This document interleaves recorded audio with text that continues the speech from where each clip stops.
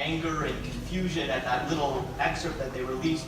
And you were talking about what sort of rules might govern men and women working together in the workplace and a number of related issues. So I wanted to ask you about that interview, what happened in that interview and what happened in that exchange, and maybe give some context to what was going on in that particular exchange that some of us saw. Well, I think what happened in the interview is what's happening as the traditional media fall to their knees and perish, which is happening at an extraordinary rate. You saw that the Canadian newspapers have gone cap in hand to the federal government for subsidy. You know that CBC has 145,000 YouTube subscribers.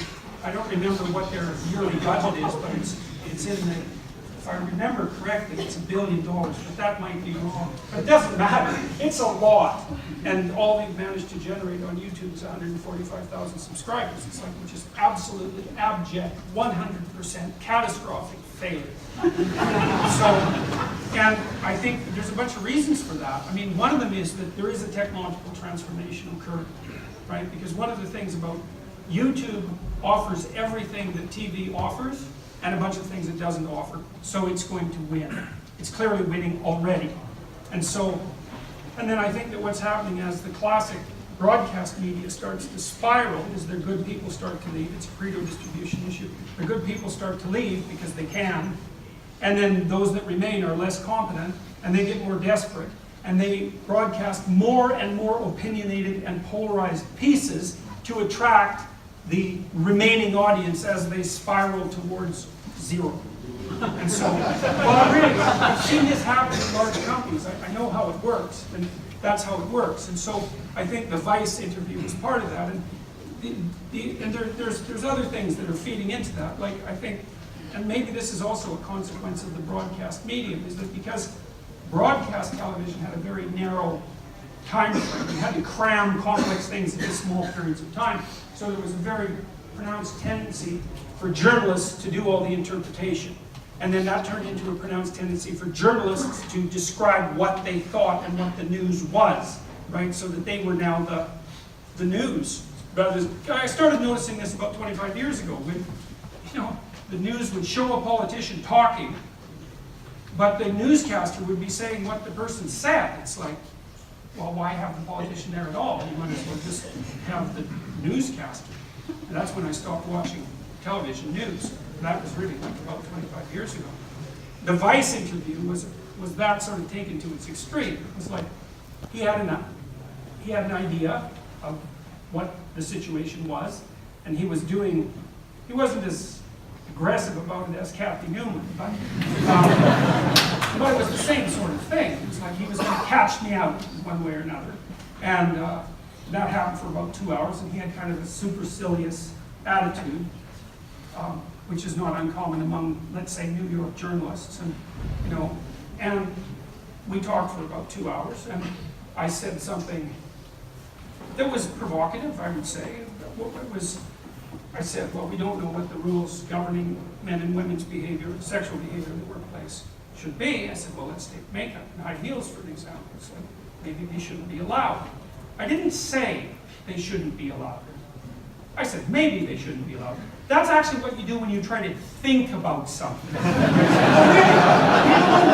People don't like to think about things. Like, I've really noticed this in my clinical practice. So, like, let's say I'm dealing with someone, and I might say, well, let's think of some options for your future. And they're really nervous, like right away. It's like, no, I don't want to do that. It's like, well, relax. We can talk about a bunch of things, and that doesn't mean they have to happen. Because that's what thinking is like. It's like you talk about things, and they don't have to happen. But it's not easy for people to make that leap because they get all nervous. They say, well, I don't want to talk about that. It's like, relax. We'll make a rule. We're going to talk about 10 things today that might happen, and none of them are going to happen. Okay? And then people can finally have a bit of courage and maybe think. And what you do when you think is you throw out an idea, and then you think about it. And I thought, well, it's been common practice. Men wear uniforms at work. They wear suits. A suit's a derivation of a military uniform. Why do men wear suits? So they're all the same. Why should they be all the same? so that unnecessary individual variability doesn't interfere with the functionality of the business. Now, you can argue about that. You might say, well, you don't want to make everyone wear the same damn suit because you get rid of all the creativity. Fair enough, that's a reasonable argument, but that's why the uniform, the suit, evolved. And so if you wear a suit and I wear a suit and we go to a business meeting, then the first thing we can figure out is, well, you're at least playing the same game I am enough so that you're wearing a suit. And it's like, that's not everything, but it's not nothing, right? And so, well, and when the Maoists, when the Maoists made their advances in China, men and women wore the same uniform. Why? Well, it was for the same reason. It was to eliminate unnecessary individual variability. Well, if you don't want sexual behavior at work, first of all, you've got to decide that. Do you not want sexual behavior at work? Because the answer to that might not be, we don't want sexual behavior at work. You want to work in an environment where romantic entanglements are essentially illegal. That's what NBC has done, right? That's their new policy, is like, if you work at NBC and you know of co-workers who are having a romantic engagement with another co-worker, you're obligated to report them to HR. It's like, well, you might say no affairs at work. It's like, okay, you want to put an informer culture in place to impose that, do you? Well, maybe you do, but maybe you should think about it, because the cure might be worse than the disease. It's like, well, like the evolutionary psychology and biology of makeup and high heels is crystal clear. I mean, people disputed that. It's like, well, read the goddamn literature, morons. Really, I mean, you get so sick of this. It's like, these aren't opinions that I'm just trotting out. Why do women wear rouge? It's to make their cheeks look like fruit. That's why. We're derived from fruit-eating primates. We have color vision. It's trichromatic. We pick out fruit. It's ripeness. That's what lipstick does. It also indicates a sexual flush. And if you don't like that, well, tough luck for you. That's what it is. Now, I'm not saying, and it indicates youth as well, a youthful glow, but that's also associated with sexual attractiveness, because that's one of the prime determinants of sexual attractiveness for women among men. So, now I'm not saying that that shouldn't happen at work. And then high heels. Okay, why do you wear high heels? Well, it's because it tilts your hips so that you're...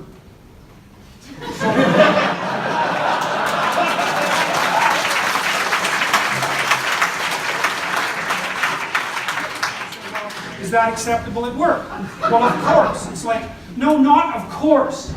Not of course. Perhaps. But we can't have a serious discussion about what's acceptable at work and what isn't, because we're too damn immature to have the discussion. We can't even throw things out on the table like that. It's like, I don't know what the rules should be. At my workplace, at the university, I've been warned innumerable times not to have a discussion with a student, male or female, but it's the females that are of concern in this particular rule, with the door shut. And that's not like 6 months ago. That's not like 3 months ago. That's like advice from the last 15 years. Now, I don't listen to that because I think, sorry, I'm not living that way. But these things are tense. They're tense. And we won't talk about them intelligently and maturely. I've also been accused 3 times in my career of sexual impropriety. Baseless accusations. And the last one really tangled me up for a whole year. It's not entertaining. So there's plenty to be sorted out, but like I said already, we live in the delusion of a 13-year-old adolescent girl, and so as long as we maintain that level of sophistication, we're not going to have a real conversation about what rules should govern men and women in the workplace. So you can't even open the damn discussion without being jumped on by, an array of like rabid harpies.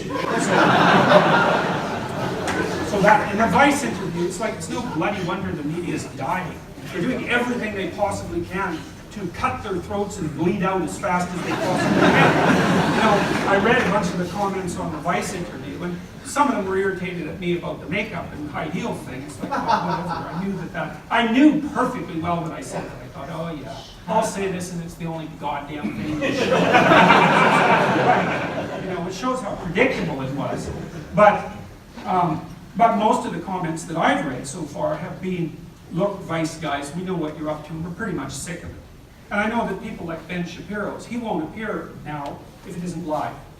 And that's a pretty damn reason. Like I say, I was sure. One of the things that really shocked me about Channel 4 in Britain. That was the Kathy Newman thing.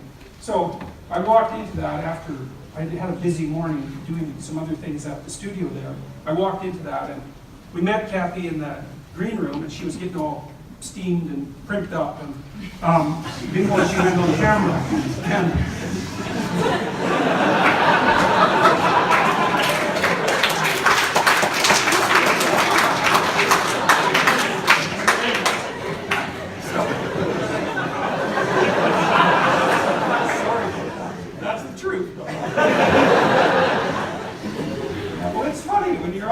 Those news shows here, because there's always a cloud of people around the host. It's like fixing up their makeup. It's like they're surrounded by bees. You know, they move the hair and they put them. So it's quite comical to watch.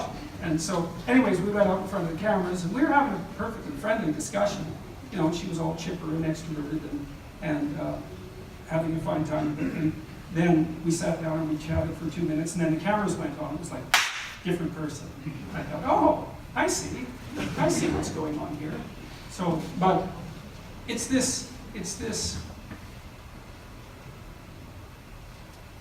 defunct mode of communication, I think. People are gravitating towards YouTube because it's rough and ready. It's like, this is why Joe Rogan works. It's like, Joe's not all made up. He's not, you know, he's like the rear end of a smashed up truck.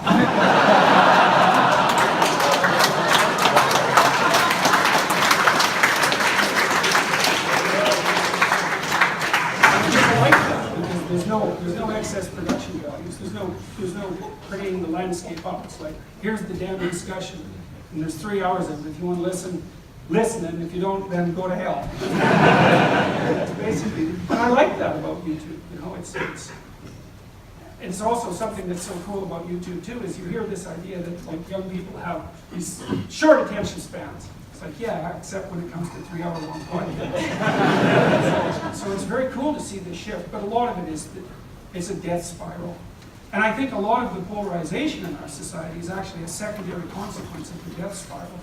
It's like, because the journalists are more and more desperate, and so they're just generating clickbait, and that's polarizing us. And hopefully that will stop when they die.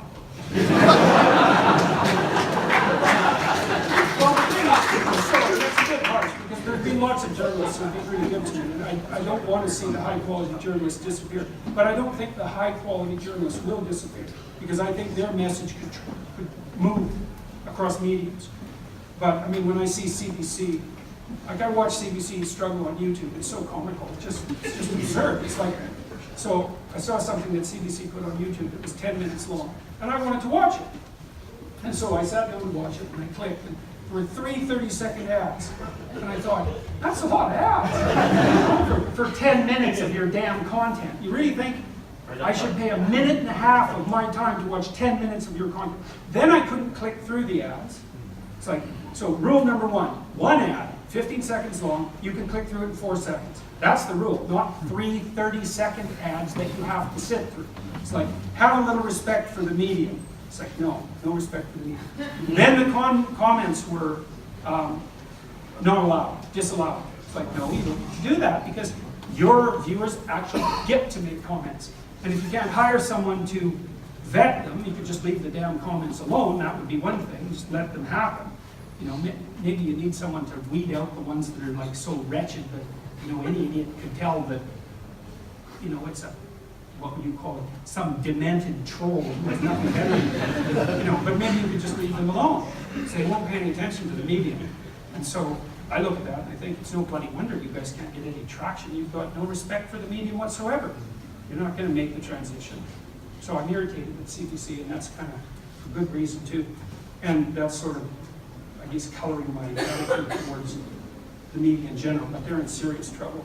So Vice was a perfect example of that. It's like, we talk for 2 hours, what do? Well, they take the most contentious part of it, just to show how damn smart they are. They don't think the people who are watching can see through it, which they could. It's like, to hell with you guys. It's like, that's so cheap and wretched that it's pathetic. It's absolutely pathetic. All you're doing is making things worse. In Lindsay Shepard's situation, she was smart to record her own side just as insurance from sort of dishonesty from the other side. Yeah, well, that's another thing that I've often thought about, is just to record the whole interview. You know, but I'm more or less willing at the moment to let the chips fall where they will. And most of the time, most of the time, there are many people with whom I've sat down and had discussions where things were played straight. And I would say it's actually the majority of them. But there's a pretty pernicious minority that does what Vice did. It's like, there's no excuse for that. There's no excuse for it. It's like, you've got no principles. Let's make this salacious. It's like, these things are important, you morons. It's like, get it together. Don't muck about like that. What the hell do you think you're doing? Well, we need the clicks. It's like, up yours. It's like, seriously, it's so pathetic. It's so pathetic. You can't do it on content, so you'll do it on manipulation. There's a motif for your life. I can't do it on content, so I'll do it on manipulation. The motto of Vice.